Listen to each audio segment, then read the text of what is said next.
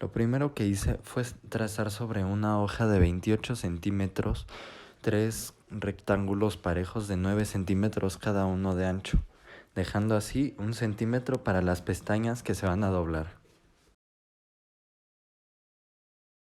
Posteriormente a eso, con las figuras ya trazadas tales como rectángulos y triángulos dentro de la hoja, procedí a recortarlas tomando en cuenta las pestañas que se iban a doblar. Una vez ya recortada la silueta, procedí a ya doblar los bordes para así pegar finalmente la figura.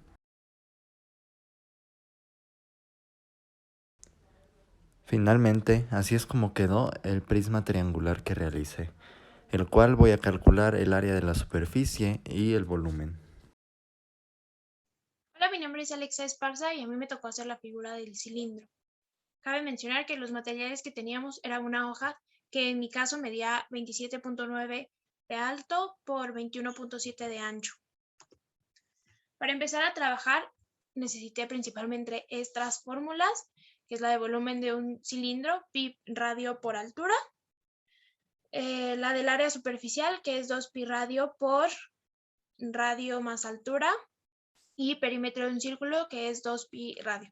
Ahora voy a explicar por qué usé estas fórmulas.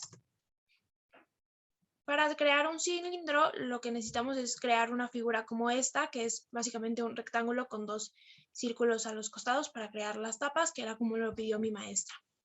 Entonces, con mi hoja de 27.9 de alto por 21.7 de alto, lo que me pareció más lógico hacer fue ocupar uno de esos lados para crear uno de los lados del rectángulo principal, ¿no? Entonces, para esto, mis cálculos hice dos opciones que para crear un cilindro con ambos lados de mi hoja y aprovechar el máximo del material. Entonces, usé la fórmula del perímetro porque, como podemos ver, tenemos dos círculos a los costados y esta línea, al momento de unirlo con los círculos, la circunferencia del círculo es igual a este lado del rectángulo. Entonces, para ocupar el perímetro, bueno, para sacar cuánto requería que midiera mi círculo y cuánto requería que midiera de alto mi cilindro, ocupé la fórmula del perímetro. En este caso, primero utilicé 27.9 y lo sustituí en la fórmula. 27.9 es igual a 2 pi por radio. Después despejé radio y me quedó que el radio era igual a 4.44. Entonces, para sacar la altura, utilicé la fórmula del volumen, despejé altura y me quedó 3.93.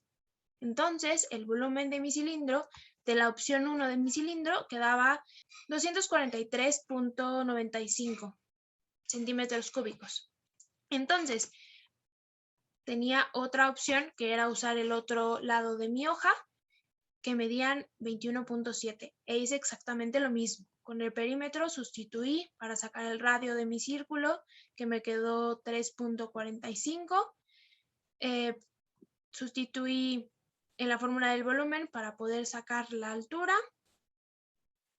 y de esta manera me quedó que el volumen de la opción 2 medía 527.79, lo que me pareció que era mejor idea utilizar este lado. Entonces, como podemos observar, usé la totalidad del ancho de mi hoja para crear el rectángulo principal.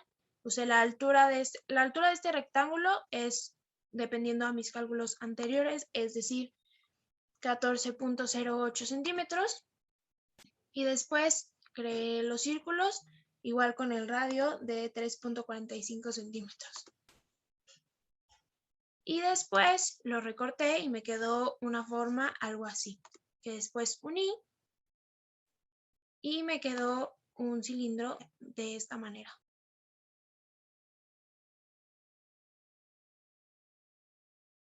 Y ya por último, lo que hice fue calcular el área superficial. Entonces usé la fórmula de área superficial es igual a 2 pi radio por radio más altura, y me quedó que el área superficial equivalía a 39.2125 centímetros cuadrados.